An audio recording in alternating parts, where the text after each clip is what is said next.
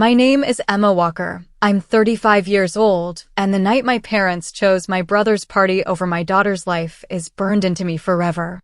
I stormed into their country house in Seattle, where Jason's engagement reception looked more like a royal wedding, $200,000 worth of tents, jazz music, oysters, and champagne fountains.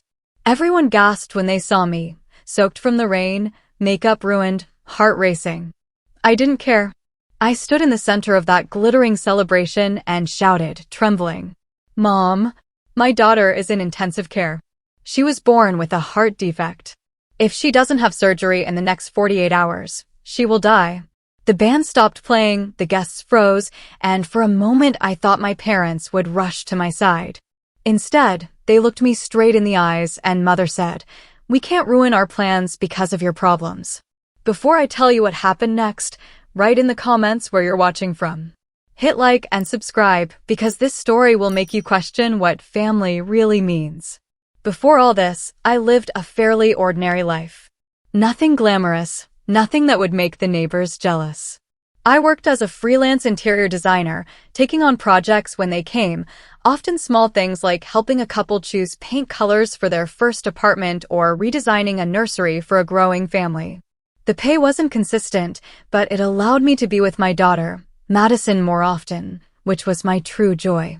Our house in Portland wasn't big, 2 bedrooms, 1 bathroom, and a small backyard where my husband, Nathan, planted tomatoes every summer. The roof leaked when the rain came down too hard, the paint on the porch steps was chipped, and the washing machine made a rattling noise that drove me insane. But somehow it felt warm, lived in, and real. I liked coming home, even after stressful days. Nathan worked as a mechanic at a small auto shop. He didn't make much, but he was steady and dependable, the kind of man who would stay up late fixing a neighbor's car for free just so they could drive to work in the morning. He had calloused hands and came home with grease under his nails, but he kissed me every time he walked in the door, without fail. And when Madison ran to him, squealing, "Daddy," as she jumped into his arms, he always had the same smile, wide, genuine, full of love. We weren't rich, but we were happy.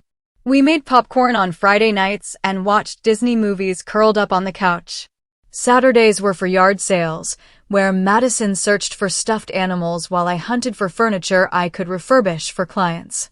Sunday mornings, Nathan would fry eggs and bacon while I brewed coffee, and Madison danced around the kitchen in her pajamas. It was a simple rhythm, but it was ours. Jason, my brother, lived a very different life. He was my parents' pride and joy, the golden child they loved to showcase. He worked at a prestigious bank in Seattle, wore tailored suits that cost more than our monthly mortgage, and drove a shiny black BMW that my father often bragged about to friends. He was getting married soon, a grand affair with 150 guests, a string quartet, a luxury venue with a view of the bay, and fireworks to end the night. Every detail was meticulously planned, mostly by my mother, who treated his wedding like the social event of the decade. Whenever my parents spoke about Jason, their voices glowed with pride. "Jason just got another promotion. Did you hear? He's managing bigger accounts now," my father would say at dinner. "Jason's wedding is going to be exquisite. We're sparing no expense," my mother would add, her eyes sparkling. They were always praising him, bragging to friends, showering him with attention. When it came to me, though, there was silence. Or worse, thin smiles. I could tell they considered my work a hobby, not a career. "Emma does interiors," my mother would say dismissively when someone asked about me. "She helps people with their homes." She said it as though I spent my days rearranging throw pillows. They never saw how much effort I poured into each project, how I stayed up late sketching, painting, searching for affordable solutions because my clients couldn't afford luxury designers. At Christmas, Jason's gifts were wrapped in shiny paper, large boxes with expensive electronics or trips my parents had bought for him. I got sweaters or kitchen gadgets, practical, impersonal things, the kind you give when you don't know what someone truly loves. Madison's gifts from them were nice but modest, almost like an afterthought, while Jason's fiancée received jewelry and designer handbags. The difference had been there since childhood, but it became starker with age. Jason was the son they had always wanted, ambitious, successful, polished. I was just me.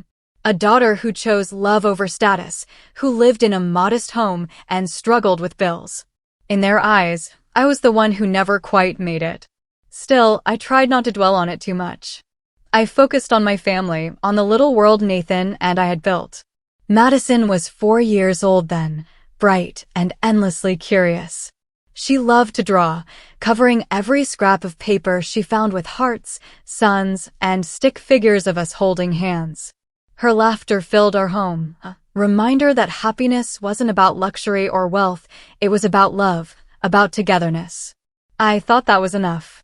That as long as Nathan, Madison, and I had each other, it didn't matter that my parents barely noticed my efforts. I thought I could live with the imbalance, the constant comparisons, their favoritism. But deep down, it still hurt. Every time my father's eyes lit up when Jason walked into the room, every time my mother boasted about his career but never once asked me how my projects were going, a small piece of me cracked. I told myself it didn't matter. I told myself I was stronger than that. Yet I couldn't shake the question, why wasn't I enough for them? Why did my happiness, my family, never count the way Jason's success did? When I was a teenager, my parents owned a small furniture store on the edge of town. It wasn't a fancy place, mostly solid wood tables, chairs, and cabinets.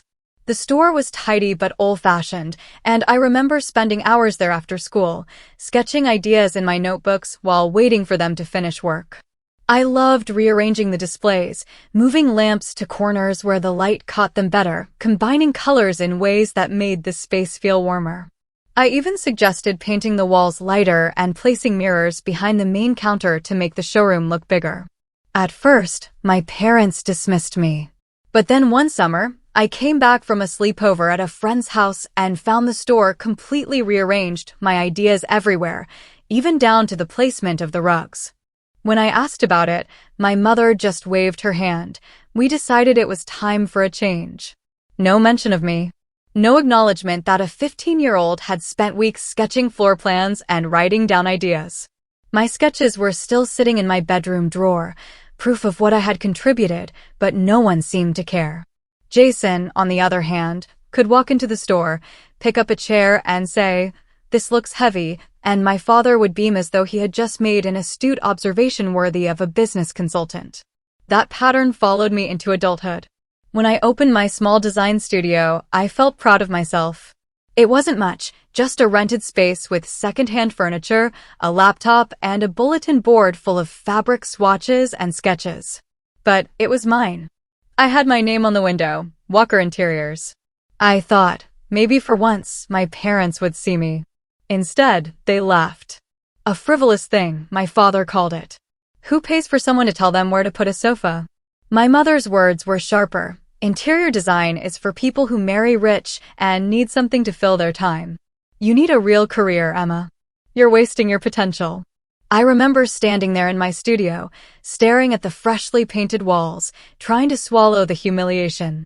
I had worked nights and weekends to save enough for the rent deposit, skipped dinners out, cut coupons, and done everything I could to make this dream real. And to them, it was nothing more than a joke. Jason, meanwhile, had just started at the bank. My parents treated his entry-level job as if he had already become CEO. And deep down, I wanted them to see me too. I wanted them to say, "Emma, we're proud of you." Instead, I got used to their cold disregard. Or at least, I thought they didn't. But then fate struck harder, in a way I could never have prepared for. One day, my daughter's heartbeat faltered, and suddenly all those years of cold words and unfair comparisons seemed like nothing compared to the catastrophe that was about to descend on me. That evening I crashed through the glitter and noise like weather. Seattle rain had soaked me through on the drive from the hospital, and when I pushed open the doors to my parents' country house, the air inside felt too warm, perfumed, unreal. Under the white tents outside, a jazz band was halfway through, misty, strings of Edison bulbs blinking over trays of oysters and pink champagne. Guests in satin and tuxedos turned as one organism. I saw my mother's smile freeze mid-sentence. I saw my father's jaw tighten. I saw Jason, immaculate, careless, hold court with a champagne flute and a story that made his friends roar. Madison was in intensive care. The number the hospital gave me might as well have been carved into my bones. 48 hours to pay for the operation. 48 hours or we would lose the window, and the surgeon had said those words with a practiced softness that made them worse. I still had the paper wristband biting into my skin when I stepped onto the polished floor and the music thinned into a nervous hush. "Mom," I called, voice raw. My hair dripped onto the inlaid wood. Water slid down the neckline of my thrift store dress and made a damp crescent over my chest. "I need you." No one moved. The band stopped playing completely. Waiters, hands hovering over silver platters, stared as if I were a fire alarm no one wanted to acknowledge. My mother came forward 2 steps, the hem of her designer gown whispering. Behind her, a photo wall displayed Jason and his fiancée in curated happiness, vineyards, yachts, a proposal on a cliff at sunset. I thought, absurdly, of the ICU's fluorescent light. I heard my own breath as I forced the words out. Madison is in intensive care. She has a congenital heart defect. The doctors gave us 48 hours to pay for the surgery. A ripple went through the guests, soft gasps, a dropped fork, someone murmuring, "Oh my God." My father reached for his tie the way he always did when things tilted, fingers smoothing down, tugging up, a ritual of control.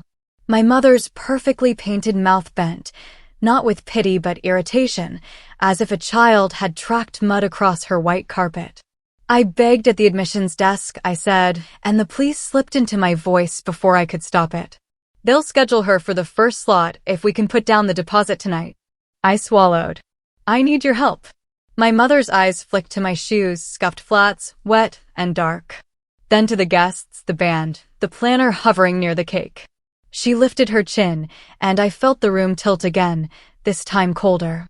My father cleared his throat. He didn't look at me, he looked past me, over me. He adjusted his tie once more and said quietly, "We've already invested $200,000 in Jason's wedding, and everything has been paid for in advance. The venue, the fireworks show, the honeymoon in Europe. That money is non-refundable." It took a second for the sense to land. When it did, my body went weightless, the way it does in the half-second before you actually fall. My eyes stung. I could see the fireworks vendor across the room chatting with the planner, could hear the fizz of a champagne tower being topped off. I pictured Madison's tiny chest under too many wires, the green numbers marching on the monitor. Jason drifted toward us with an unbothered smile, lazily waving his champagne glass as if I were an interruption to a pleasant story. He gave me a long, amused look and smirked. "Maybe you should have bought insurance instead of coming here with your hysterics?" The word hysterics rang in my ears. Something in me cracked. I felt it, a clean, soundless break. Memories flashed too quickly to hold, school plays they skipped, my first studio lease they called foolish. But this wasn't about me. It was Madison. It was the hospital counting hours while a band rehearsed the first dance song. My knees went out from under me before I decided to kneel. The floor was cool and slick beneath my palms. The room, that glorious cathedral to someone else's future, swam above me, crystal chandeliers, silk drapes, faces tilted down like masks. I pressed my hands together because I no longer trusted my voice to make sense and whispered, "I've never asked you for anything. Are you really going to let your granddaughter die?" My mother's response came with the precision of a blade. She didn't bend, didn't reach, didn't even look around to see who was watching. She knew they all were. She kept her posture perfect and her tone calmer than mine could ever be and said, coldly, "We can't ruin our plans because of your mistakes." My mistakes. The words settled on my shoulders like a wet cloak. Behind us, the planner coughed delicately, and the band leader whispered to his musicians to hold.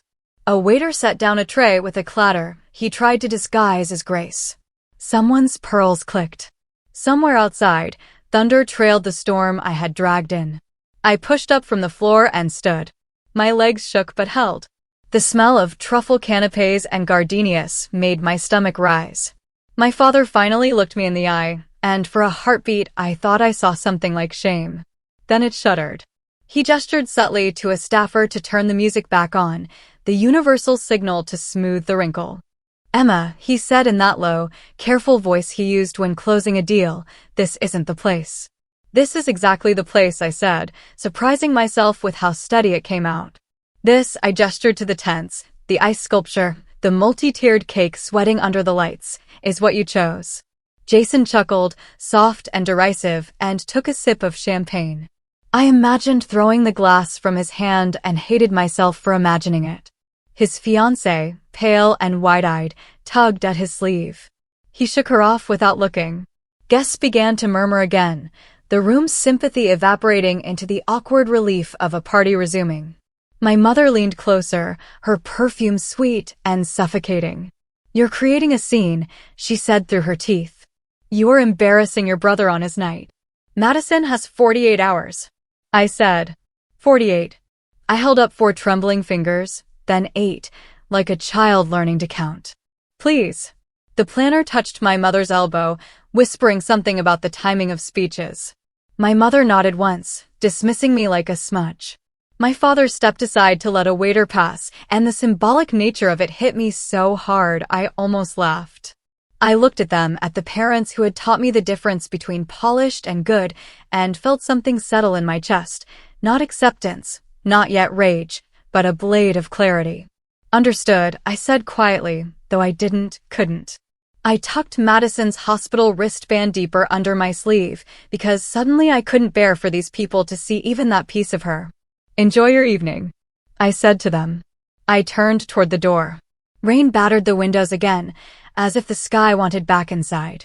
I felt the room exhale behind me, a collective loosening now that the show could go on. The band picked up the melody, tentative at first, then confident. Laughter returned in careful increments, like people stepping onto ice they hoped would hold. My mother had already retaken her place beside the cake, a hostess resurrected. My father was talking to the fireworks vendor, hands moving in that brisk way that meant money. Jason was performing an anecdote to his friends, who leaned in, hungry for his version of events. I stepped outside, into the honest rain. The cold hit me like a slap, and the air tasted clean. For a moment I pressed my forehead to the car's wet roof and breathed. 48 hours. I repeated it out loud, a mantra and a countdown. Then I slid into the driver's seat, started the engine with shaking hands, and pulled away from the house that had always been theirs and never mine. The drive back to Portland was a blur of red taillights and hospital beeps echoing in my skull. When I pulled into our driveway, Nathan was already on the porch with his jacket on, keys in hand. We didn't talk much, we didn't have to. The hour kept repeating in my head, 48. We made coffee we didn't drink and opened our laptops at the kitchen table. Madison's crayons were still scattered there from the morning, tiny greens and pinks rolling under our elbows while we Googled numbers. I called our bank first, then the credit union, then 2 more lenders with cheerful websites and impossibly friendly chat boxes. The hold music became a soundtrack to humiliation, bright, bouncy, almost jaunty. When a person finally came on, the words were always the same, dressed up in different apologies. "I'm so sorry, Mrs. Walker, but we can't approve you at this time. Your credit score falls below our threshold. We'd love to help, but without collateral, home equity, a paid-off vehicle, there isn't a product we can offer. Unfortunately, short work history for a sole proprietorship is considered high risk." I explained and explained until explanation became begging. "It's a medical emergency," I said to one supervisor who sounded like she was eating chips. "There's a deposit due tonight. We can repay. My husband has a steady job. I have clients lined up, please." She paused long enough to make me imagine mercy. "Then, I understand, but my hands are tied." Nathan tried, too. He has a calmer voice, the kind that makes people confess their car troubles to him while he's changing their oil. It didn't help. "We're not refusing you," one man said. "The system is." Nathan hung up carefully, set the phone down like it might startle and bolt, and stared at the wood grain of the table. By 10 p.m., the coffee was cold and the kitchen smelled like defeat. The cat paced under our chairs, sensing something wrong but unable to fix it. I opened my email and read the hospital's estimate again, even though I knew every line by heart. Deposit. Anesthesiologist. Pick a bed. Pharmacy. The numbers didn't care about Madison's sticker chart on the fridge or the tiny socks drying by the sink. Nathan stood suddenly and went to the shed. I watched through the window as he pulled the blue tarp off the boat. It wasn't much, an old fiberglass runabout he'd hauled home on a rusted trailer when we were first married, full of dreams about summers on the river. For 10 years he had patched, sanded, wired, and saved for parts, one stubborn Saturday at a time. He had named the boat after Madison, painting her initials on the stern in a shaky hand last spring. He came back in with rain in his hair and said, "I'm listing it now." He took photos under the porch light while I wrote the ad, my hands shaking so hard the typos climbed all over the screen. "Runs, new wiring, custom bench, needs final work," I typed. We posted it everywhere, marketplace sites, boat forums, the corkboard in our neighborhood app. By midnight, a man messaged offering cash if he could come before dawn. We said yes. The buyer arrived at 6 a.m., a guy in a puffy jacket who tapped the hull once like he was inspecting a melon. He circled, squinted, made appreciative noises, then named a price that punched the air out of me. $10,000. Nathan's jaw tightened. I knew what that boat meant to him, the hours he'd traded, the plans he'd drawn on napkins. He didn't haggle. He just looked at me over the buyer's shoulder, and I saw the decision land. "We'll take it," he said. The cash looked bigger than it was, hundreds stacked in a cracked cooler the buyer brought, the smell of lake water and rubber. The trailer rattled down the street without a taillight, our neighbor's porch lights blinking awake, as if to witness the leaving. Nathan stood in the road for a long time after it turned the corner. When he came back in, he wiped his eyes with the heel of his hand and said, "So, what's next?" What was next was everything we could liquidate without calling it looting. We opened the envelope in the freezer with $2,000 for true emergencies. We transferred the remaining balance from my business account after paying a client's paint invoice, so I wouldn't ruin my reputation on top of my life. Nathan called about his early retirement pension, the meager one he could tap with a penalty if he proved hardship. He proved it. He printed the forms, signed where they told him, and we waited for the confirmation that the money would hit. By afternoon, the table was covered in piles and printouts, the boat cash, our emergency envelope, the small balance in savings, the penalty-scarred pension that felt like tearing a bandage off a wound we hadn't even gotten yet. We lined it up like soldiers we hoped were enough to win. I added it 3 times, then a 4th, then one more because numbers blur when you're praying at them. We were still $25,000 short. I tried to make different choices with the same numbers. What if we didn't pay the utility bill? What if I sold my grandmother's ring? What if I called every client and begged for deposits in advance? Math did what math does. It refused to care. The house dimmed as evening pressed its face against the windows. The day had stretched and snapped, the timeline gnawed at me, 48 hours, now less. I went to the hospital once, halfway through the afternoon, to press my palm against the warm acrylic of Madison's bed while a nurse adjusted a line. I told her we were working on it. I lied with the confidence of a mother. Madison's eyelashes trembled like moth wings. I kissed my fingers and touched the corner of her blanket where I had stitched her name. Back home, Nathan made pasta and forgot to salt the water. We ate 2 bites each and pushed our plates away. He went to shower and I didn't. I sat in the kitchen alone while the radiator ticked and the clock on the stove changed stubborn minutes. The cat finally fell asleep on the pile of bank statements as if to warm them into kindness. I thought of my parents' house, how the floor had glowed under chandeliers while I knelt on it. I stared at the smears on our window and the little handprints Madison left yesterday when she chased rain, and I felt the realization settle, heavy and immovable. My parents had chosen a wedding, an image, a spectacle, a promise of elegance, over their own granddaughter's heartbeat. They had drawn a line between expense and value and left my child on the wrong side. The word for it wasn't just selfishness. It was hypocrisy dressed in a designer dress, cruelty measured in invoices and deposits. Dawn slid into our kitchen like a tired apology, pale light catching the piles of paperwork we hadn't cleaned up. I must have fallen asleep in the chair, cheek pressed to the cool table, one hand still on the calculator like it could keep counting while I slept. The house was silent except for the heater knocking once, the sound of an old pipe deciding to keep working. Nathan was on the couch, shoes still on, his jacket over him like a blanket. The clock on the stove changed to 6:01. I thought, less than 48 now. The doorbell rang. It was steady, polite, like Sunday morning deliveries. I startled so hard the calculator clattered to the floor. Nathan sat up at once, already moving. I beat him to the door, heart kicking, a dozen fears tumbling over each other. Bad news, wrong address, a neighbor complaint about the late-night trailer noise. I opened the door to cold air, the smell of wet cedar, and a woman in a brown coat holding a canvas bag to her chest. Aunt Samantha? The name came out before I could decide whether to be surprised or grateful or both. She was my mother's cousin, though cousin didn't fit the shape of their history. They had stopped speaking after an inheritance fight years ago, a funeral turning into an audit, old grudges dusted off and counted. I remembered whispers about a disputed piece of land and a will that said one thing in a living room and another on paper.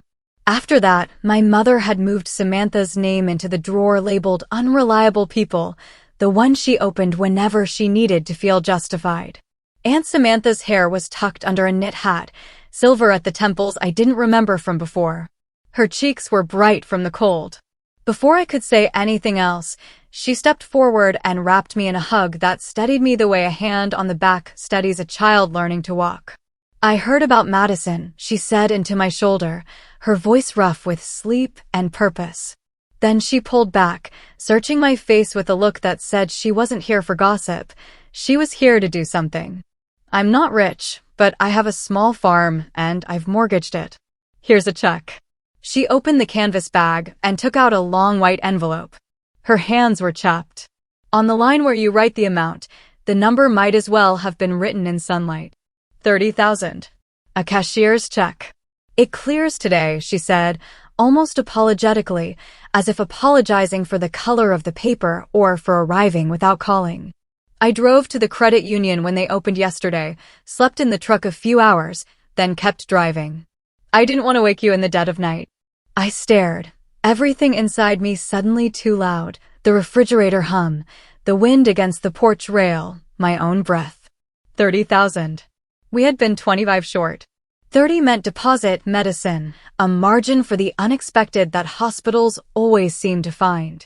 Nathan appeared beside me, eyes still red from too little sleep, taking in the scene, the envelope, the woman whose name he had only heard in stories with sharp edges.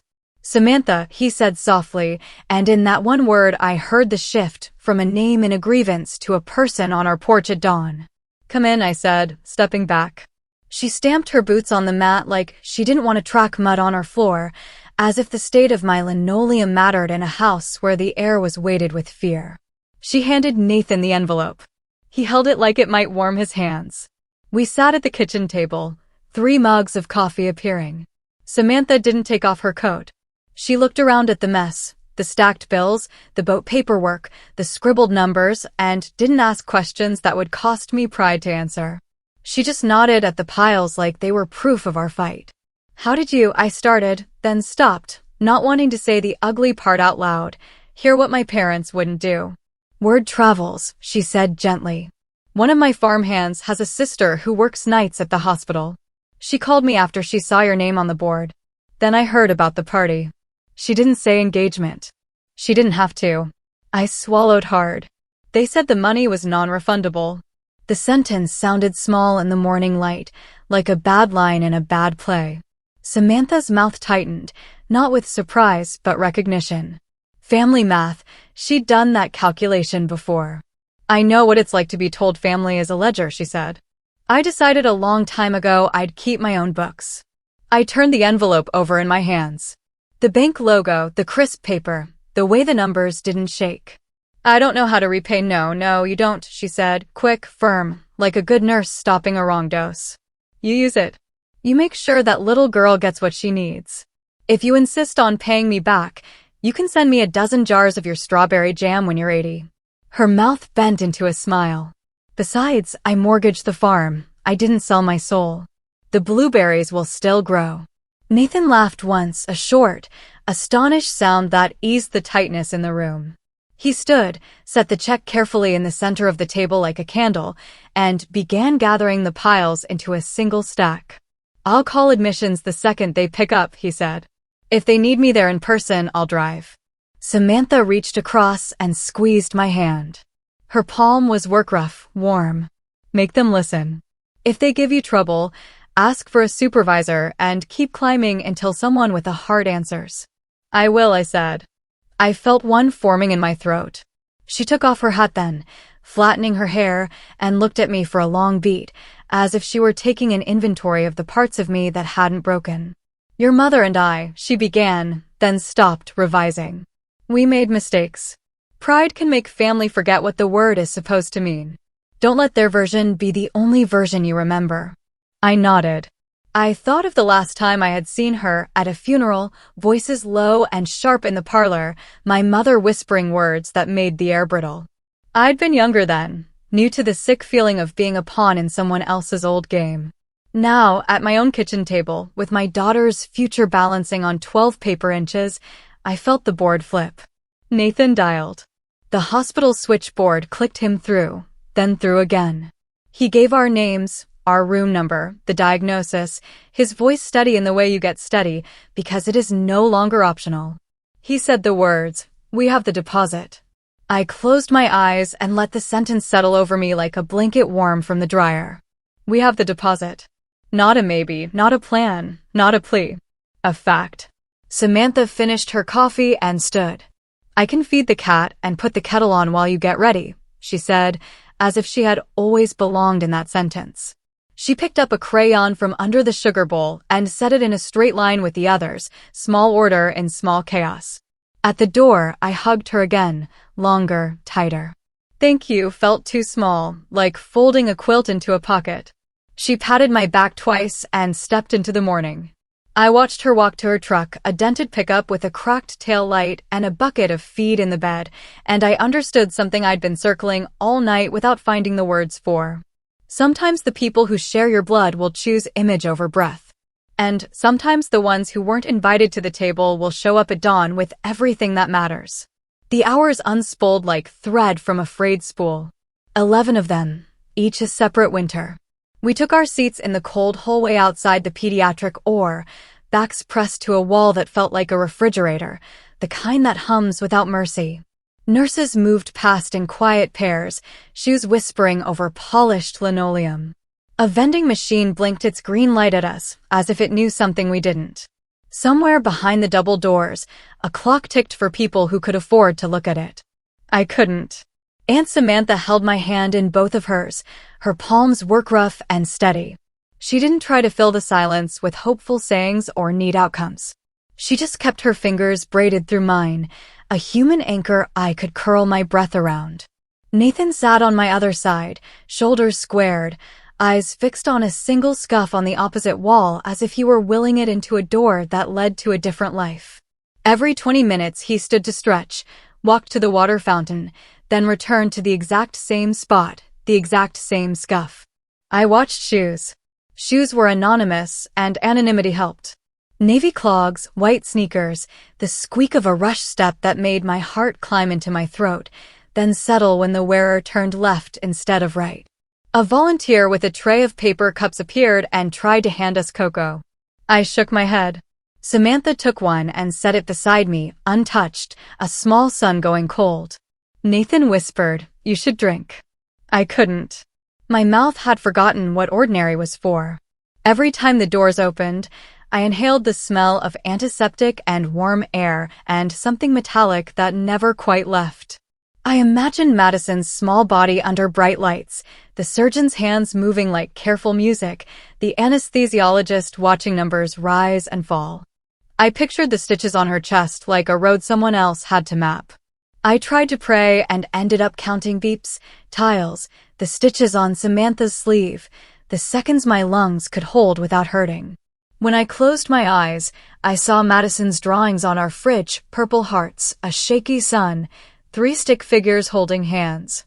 We were smiling in every crayon world she had made for us. I wondered what that girl would think of this hallway. A nurse came out once to say, "They've started the repair," and again to say, "She's tolerating anesthesia." The words were clinical, but I hoarded them like jewelry. At hour 6, the hallway seemed to contract. The edges of my vision fuzzed at the corners like an old TV. I leaned my forehead to my knees and felt Samantha's thumb sweep slow circles over my knuckles. Nathan touched my shoulder, briefly, like a man trying to balance a precious thing and a falling world. Time turned elastic. The hallway grew a life of its own. Fresh coffee smelled burnt. The overhead lights buzzed in an almost melody. An orderly laughed down the corridor and then looked embarrassed to find us listening. I remembered each pediatric surgeon's name I had read, each statistic I had pretended not to memorize. I remembered the check in my bag and the way the admissions clerk had stamped paid in thick red letters that made my knees buckle with relief and fear together. At hour 10, a resident opened the doors, eyes tired but kind. "Still stable," she said, and I wanted to marry the word. Still.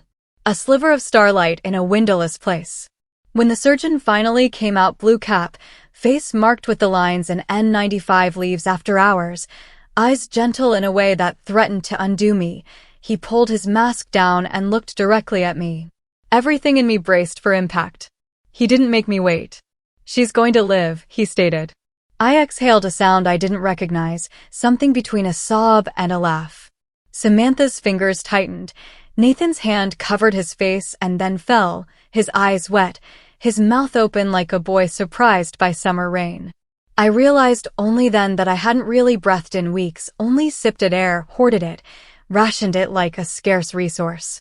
The inhale I took then was full and heavy and utterly undeserved. I clung to it with both hands. The surgeon explained things, what they had repaired, the watchful hours ahead, the pain she would have to walk through to get back to mornings with cereal and crayons. I nodded too hard, asked the same questions twice, apologized when my voice failed. He told us we could see her soon, that she would be sleeping, that the tubes would look scary, that they were, for now, her friends. He smiled once, quick and real, then was gone again, swallowed by the doors and the work that remained. We were allowed into the PICU. Madison lay small under a quilt of wires and lines, the beeping a language I didn't speak but wanted to memorize. Her skin was warm, her lips pink, her eyelashes still. I touched her hand with one finger, terrified I would jostle something and crash the whole miracle. "Hi, baby," I whispered. "We're here." Samantha stood at the foot of the bed, her eyes on my daughter's chest rising and falling, rising and falling. Nathan whispered something I couldn't hear and then kissed the back of my head as if prayer could be translated through skin. Night became morning and then day again. We took shifts, slept in chairs, learned the names of nurses and the way the monitors would chirp to demand attention and then settle. I braided hope with fear and pretended the rope would hold. But the sentence stayed inside me like a beacon. She's going to live. A week later, after the worst of the tubes had been retired and progress became a word we trusted enough to say out loud, my phone lit up. The sender's name made my stomach harden before I even read it. "Jason, Mom wants to know if your daughter is alive. And please don't embarrass the family with your tearful stories." My thumb hovered over the glass.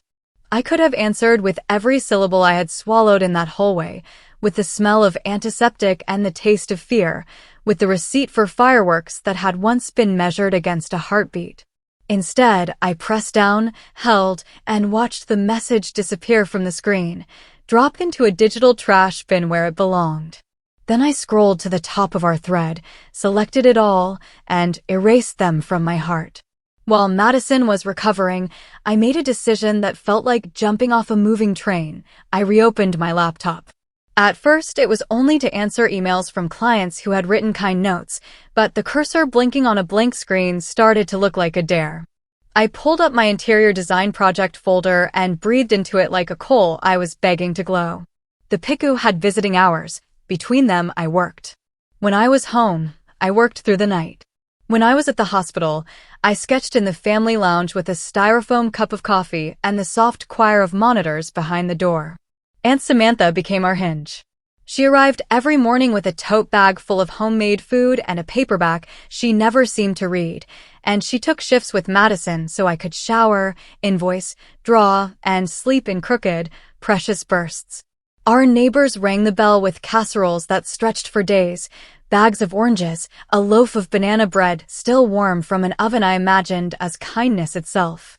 Nathan's friends from the shop passed a coffee can at work and then turned it into a small fundraiser.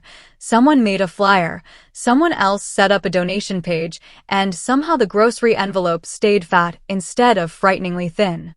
My hands remembered what to do.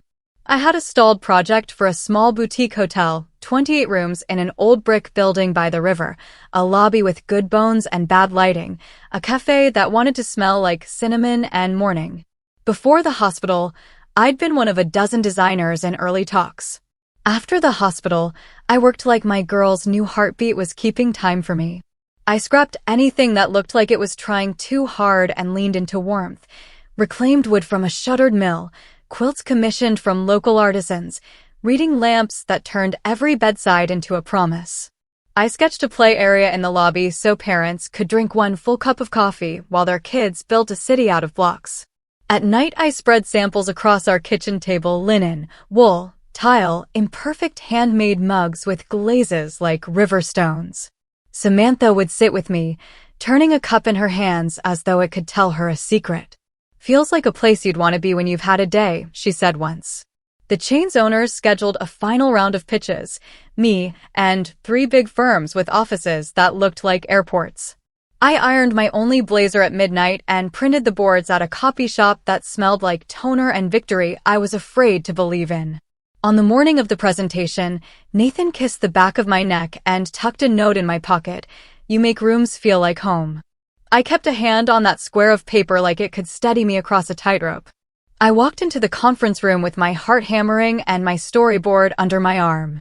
The executives were courteous, professional, practiced at giving nothing away. When it was my turn, I stood very still and told them what I believed, that travelers don't actually want to be impressed, they want to be held. That design can lower your shoulders before you even notice. That a hotel could partner with the neighborhood instead of just occupying it, rotating local artists on the walls, selling the baker's morning rolls in the cafe, offering a corner shelf of children's books donated by guests and swapped for others. I watched their faces tilt, almost imperceptibly, in the way faces do when they've just recognized something they didn't know they were missing. The big firms had dazzling renderings, digital fly-throughs with perfect, sterile light.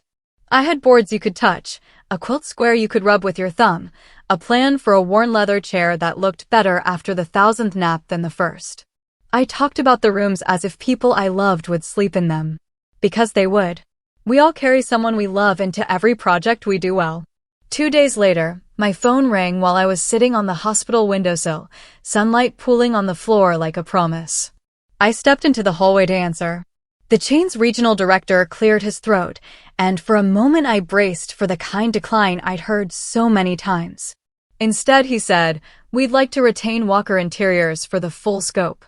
He paused, then added the number as if he wasn't sure how it would land.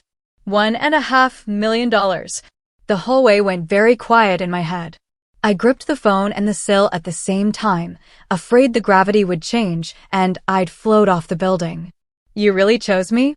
I said, and he laughed softly. "We chose the feeling. Your proposal had it." I hung up and slid to the floor and let myself cry without apologizing to anyone for it. Then I called Nathan. He whooped so loudly a nurse poked her head out of a room and gave me the thumbs up. Samantha came around the corner with 2 coffees and set one in my lap like a medal. It was my big breakthrough, not just the number, though that would keep the lights on and the fridge full and Madison in every therapy she might need. It was the validation I hadn't known I'd been starving for. My project, full of humanity, had beaten out the glossy credentials that used to make me shrink. I went back into Madison's room, kissed her forehead, and whispered our new future into the air between us. 3 years later, the door to my own agency clicked open every morning at 8:15, and the bell we'd salvaged from an old schoolhouse chimed like a promise. Walker Design had grown out of our kitchen and into a sunlit studio with brick walls, plant shelves, and a corkboard that ran the length of one side. 12 people worked there now, project managers with color-coded calendars, junior designers who could coax miracles out of tiny budgets, a bookkeeper who spoke in neat columns. We had contracts in Portland, Seattle, Boise, and a surprising cluster in San Diego thanks to the hotel chain's expansion. Some days I flew out at dawn, sketched on a napkin midair, and was back in time to read Madison a bedtime story about a brave girl with a mended heart. We kept our process humble and human. Morning stand-up around the kitchen island, coffee, muffins, assignments. We walked job sites in hard hats and boots, not heels and performance. We took before photos of tired lobbies and after photos of rooms that made strangers exhale. We hired local trades whenever we could. We framed children's art in family suites. We wrote letters to neighbors every time we opened a new project to explain the noise and invite them to the ribbon cutting. We were not the glossiest agency, but we were the one that remembered who would actually live in the spaces we designed. The Forbes Women piece happened on a Tuesday I was certain would be ordinary. An email landed with the subject line, "Feature Request." I assumed it was a marketing scam until I took a call and heard a calm editor explain they were profiling founders who built companies from personal crisis. I said yes, and then shook for 20 minutes. A week later, a photographer arrived with a softbox and a gentle smile, moved our fern out of the shot, and asked me to stand by the window with my hands in my pockets, the way you look when you're about to solve something. The writer sat with me at our conference table and asked for the true version. I gave it to her. When the story was published, the quote ran in bold, larger than I anticipated, larger than my fear. My own parents spent $200,000 on my brother's wedding, but refused to save their granddaughter's life. Seeing it in print made my palms sweat, then go cold. The editor had paired it with a photograph of our studio, a long beam of morning light on a stack of quilt samples, and a piece about designing for comfort instead of clout. I closed my laptop and sat very still. Then the messages began. They came from everywhere: Ohio, Texas, Maine, a village outside Nairobi, a suburb in Sydney. Hundreds of mothers, and not only mothers. A grandmother who had sold her pearls to pay for her grandson's wheelchair. A father who wrote from a hospital parking garage at 2 a.m. A nurse who had watched too many families choose pride over presence. Your quote felt like a hand on my back, one woman wrote. I needed someone else to say it out loud. Many attached photos, kids with gap-toothed smiles, teenagers at prom with scars like constellations, toddlers asleep on sofas with a dog on guard. I read them at the office, at red lights, in the grocery store aisle between oatmeal and pasta sauce. I answered as many as I could, one by one, and when I couldn't answer, I still read and carried them around like ballast against loneliness. The business swelled in a way that felt like weather. The hotel chain renewed, then added 2 more properties. A pediatric clinic hired us because they wanted waiting rooms that didn't feel like purgatory. A developer who had once ignored my pitch called to say he finally understood why people had stopped lingering in his buildings. He asked for help and meant it. We hired 3 more people and bought a second coffee maker. On Fridays, we ordered tacos and let kids and dogs run through the studio while we reviewed mood boards. Every milestone had a Madison version. Mom, can I put a sticker on Boise? Mom, your lobby looks like a hug. And my parents? The arc of their life changed in a way I watched from a careful distance, as one studies a storm map for a county one no longer lives in. Their furniture business faltered, then failed. I drove past the storefront one morning and saw the red store closing banner slouched across the windows. The showroom lit up like a stage at the end of a performance. A week later, mismatched price tags dotted end tables and headboards. A teenage clerk sat on a stack of dining chairs scrolling her phone. My father's meticulous displays had been replaced by rows. My mother's favorite floral set, the one she called timeless, was wedged near a hand-lettered sign that said 50% off. I parked for a long minute, did nothing, and drove on. News of the mansion came through an online listing first, then a postcard. Auction, Premier Estate. The photos were harsh in their honesty, rooms that suddenly looked too big, mirrors that reflected dust motes. I did not attend the auction. A neighbor texted a picture of strangers walking the lawn while the agent pointed to the view line my mother had called her horizon. I slid the phone face down and washed the dinner dishes with unnecessary care. Jason's fall was quieter but not soft. The divorce announcement showed up as a bland social media update, an amicable caption beneath a photo that had once announced their engagement. The private reason came a week later through someone's loose tongue, repeated infidelities, a trail of hotel receipts, a phone left face up on a nightstand. I did not gloat. I paid payroll and checked Madison's homework. I felt a tired sorrow, the kind that arrives when a pattern finally proves itself, and I set it on the shelf beside everything else that had stopped belonging to me. Some mornings I still caught myself waiting for the old ache, the desire to be seen by people who had calibrated their gaze elsewhere. It came less often. The studio gave me a different mirror, teammates who trusted me, clients who said thank you and meant it, a daughter who knew what my work looked like when it was finished and when it was messy in the middle. The rise did not erase the fall. It didn't have to. I learned to hold both. They arrived without an appointment, materializing in my studio doorway like ghosts who had finally gotten tired of haunting. The bell over the entrance gave a timid ring I barely recognized. Clients make confident sounds. These were not clients. My parents stood just inside the threshold, as if the room itself were expensive. They looked smaller, as if someone had deflated them at night. My mother in a pilled cardigan the color of dishwater, my father in a jacket too big for his stooped shoulders. The shine I grew up with was gone. Even their shoes seemed to apologize for being there. "Can we talk?" my father asked, eyes skittering over the mood boards and sample drawers, careful not to land on my face. My team read the air instantly. Chairs slid back, laptops closed, a hush that felt like a held breath. "Take lunch," I said, and they filed out, touching my shoulder with quick, quiet faith. The door clicked. The room held only our history and the smell of coffee.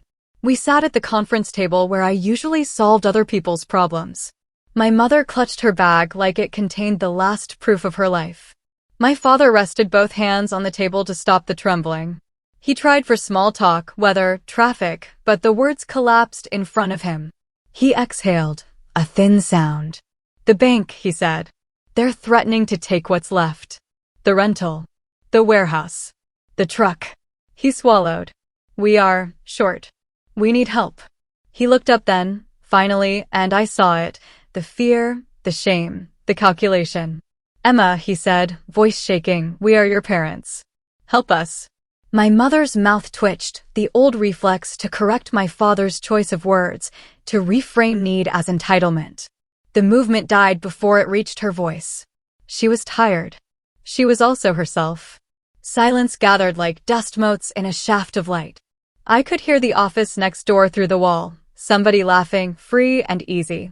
I opened my desk drawer and took out the small flash drive I had kept for 3 years, tucked beneath extra pens and a roll of washi tape.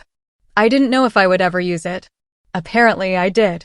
I plugged it into my laptop, turned the screen so it faced them, and pressed play.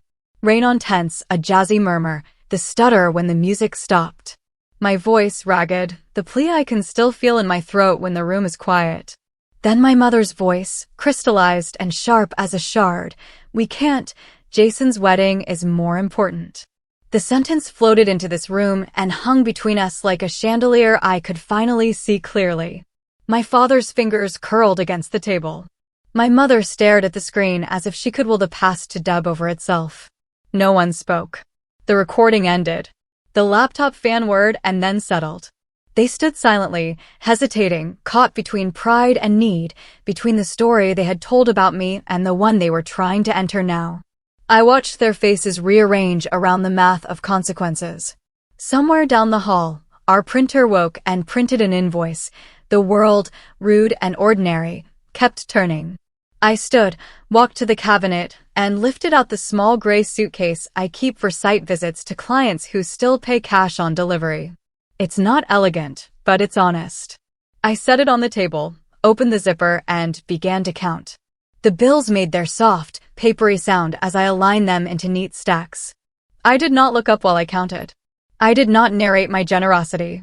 I matched the number my father had said, principal, penalty, fees, down to the last 10. Exactly as much as they needed. Not a dollar more, not a dollar less.